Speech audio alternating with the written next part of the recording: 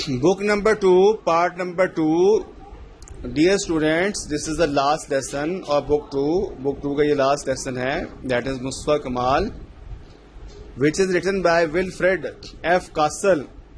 اور یہ خاص طور پر اس تناظر میں لکھا گیا ہے کہ ترکی میں کس طرح سے سلطنت عثمانیہ، جسے آٹومن امپائر کہا جاتا ہے، مسلمانوں کی سلطنت تھی، اس کو الائز نے مل کر کس طرح سے جو تھا وہ ٹکڑے ٹکڑے کیا، اور کس طرح سے انہوں نے مصطفیٰ کمال کو جو ہے وہ سزا دی، اور اس طرح سے انہوں نے مختلف حصوں کے اوپر قبضہ کرنے کی کوشش کی.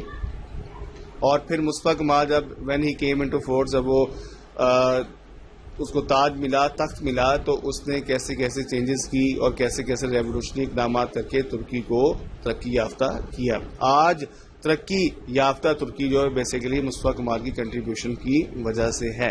The first point, the war was over. Throughout the entire Near and Middle East, the armies of the democracies had been hailed not so much as conquerors but as deliverers. جنگ ختم ہو چکی تھی، اور مشرق وسطیٰ میں اور قرب مشرق وسطیٰ میں جو جمہوریاتی حکومتیں تھیں، جمہوریائیں تھیں، انہوں نے فاتحین جو تھے ان کو نجات دہندے کے طور پر ایکسیپٹ کیا، لبریٹرز کے طور پر جو ایکسیپٹ کیا، اور ان کو فاتحین کے طور پر انہوں نے ویلکم کہا. نیکسٹ پوائنٹ یہ students, at this time far away in Anatolia, one Kazim Karabekir with some undefeated remnants سے مراد ہے undefeated parts of army کے وہ دستے جو کہ چھوٹے چھوٹے دستوں پر مشتمل ہوتے ہیں، گروپس کے اوپر مشتمل ہوتے ہیں، of the Ottoman army began to obstruct the allied control offices, refusing to disband his men. اس نے باقاعدہ طور پر آٹومن آرمی کے طور پر جو الائز تھے، اتحادی تھے، ان کو آبسٹریکٹ کرنا شروع کر دیا، ان کو سٹاپ کرنا شروع کر دیا. Mustafa Kemal sailed on the 15th of May 1919. Mustafa Kemal جو تھا وہ بحری سفر پر روانہ ہوا 15 مئی 1919 کو فار دا نارتھ ایسٹ، شمال مشرق کی طرف، coast of Anatolia, as governor general of the eastern provinces, مشرقی صوبوں کے گورنر جنرل کی حیثیت سے.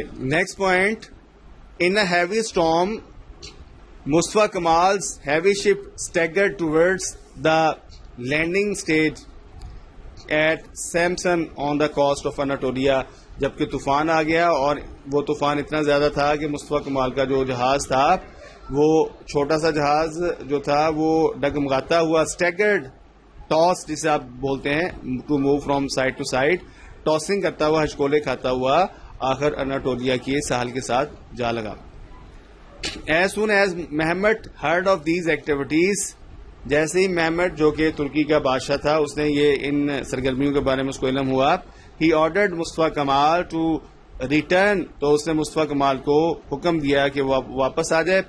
The patriot's reply was a long personal telegram to the پادشاہ ڈیئر اسٹوڈنٹ، بیٹا یہ چونکہ ترکی کے اندر جو ہے وہ پرشین وغیرہ جو ہے وہ ٹرکش زبان بولی جاتی ہے، تو ٹرکش کے اندر یہ بیسیکلی بادشاہ کو پادشاہ کہا جاتا ہے، کنگ. اور اس کا جواب جو تھا محب وطن مصطفیٰ کمال نے یوں دیا، I shall stay in Anatolia. میں اناٹولیا میں رکوں گا until the nation has won its independence، جب تک کہ یہ قوم آزادی حاصل نہیں کر لیتی.